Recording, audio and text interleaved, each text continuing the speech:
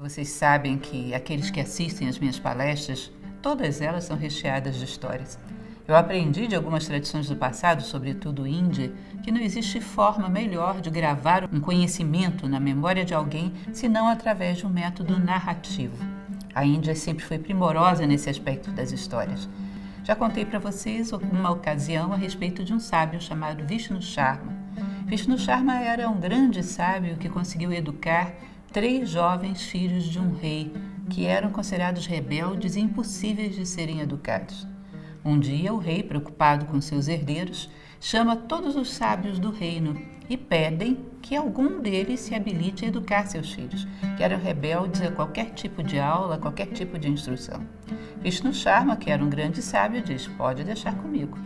No dia seguinte, os jovens brincavam numa árvore, subiam, desciam, e ele passou por ali como se fosse um ancião qualquer e disse: como doem as minhas costas.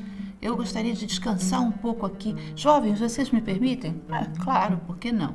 E ele se senta no chão e começa a contar uma história maravilhosa.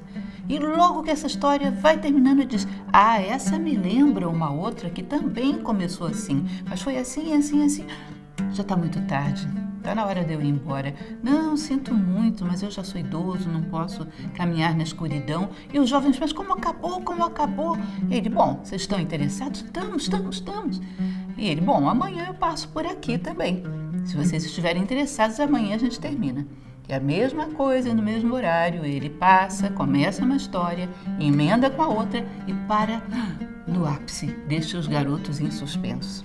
E assim se diz que ele fez por 1000 dias, muito parecido com a história das 1001 Noites. E após o 1000º dia, os jovens estavam educados e preparados para serem legítimos príncipes, legítimos herdeiros daquele trono. Isso que é o início de um grande clássico indiano, que é o Panchatantra, os 5 livros, onde Doshakas, Karataka e Damanaka contam entre si histórias, é basicamente uma visão de mundo dos indianos sobre a forma como se transmitia não só o conhecimento, mas também o equilíbrio. Inclusive, na medicina indiana, que é a Ayurveda, eles também trabalham com essa ideia de contar histórias para restaurar o equilíbrio do ser humano. Então, vocês vão ver, a gente falou de uma coisa que lembra muito 1001 Noites árabe, e não é sem razão. Porque há clássicos da Índia, como por exemplo Katasarit Sagara, que é o Oceano dos Rios de Contos, que foram passados para o mundo árabe na forma das 1001 Noites. E muito disso passou para o Ocidente medieval na forma de fábulas e contos medievais. Todo mundo sabe, ou grande parte das pessoas já ouviram falar, que inclusive a história da vida de Buda, o Siddhartha Gautama, chegou à Idade Média, na história de Barlaão e Josafate. O chamado São Josafate nada mais era do que Siddhartha Gautama originalmente. Então, quando eu tive a ideia de reunir esses contos de todos os cantos para a gente conversar, a minha ideia foi pegar, sem um endereço muito certo, porque é difícil localizar, mas grandes clássicos, grandes histórias, talvez algumas conhecidas por vocês, mas que são pertinentes para uma boa reflexão, que servem para a gente se ver através delas. Então, eu peguei histórias que você vai encontrar na Europa medieval, às vezes vai encontrar na Índia, em certas tradições persas e árabes em geral. Mas, enfim, válidas para qualquer lugar do mundo. Uma outra história também interessante, são muitas as histórias que se referem a reis. E é bem interessante porque mostram, às vezes, historicamente, como esses personagens, dotados de todo um poder temporal, não têm a autoridade necessária, do ponto de vista espiritual e moral, para reger vários homens. Esse, no caso, era um rei de fato sábio. Ele reúne todos os homens do seu reino e diz que ele daria um grande prêmio em ouro àquele que fizesse uma pintura que mais expressasse o espírito da paz. Ele desejava ver a paz ilustrada numa imagem, que fosse inspiradora para todos os seus súditos. Logicamente, a recompensa era muito boa e o tema também era muito motivador. Um grande número de homens concorreram, fizeram um número enorme de obras.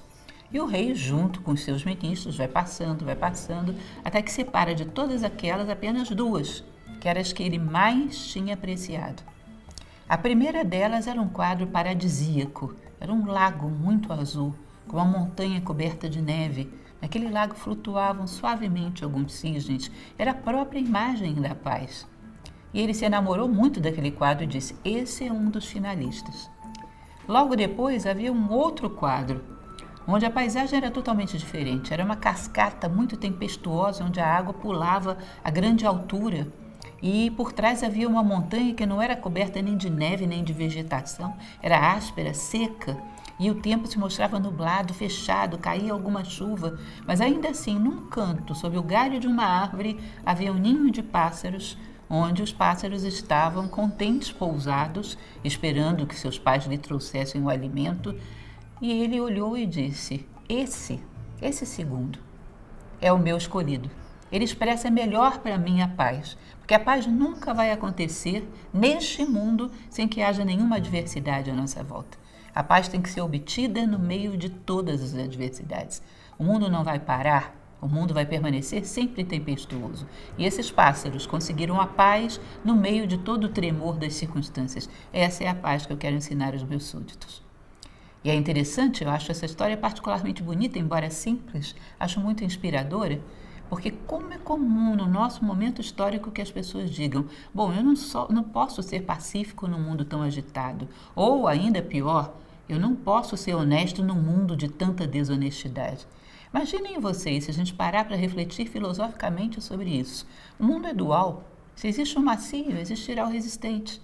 Se existe o quente, existirá o frio. Sempre foi e sempre será assim. Então imaginem que uma pessoa diga: eu não posso ser honesto porque ninguém é.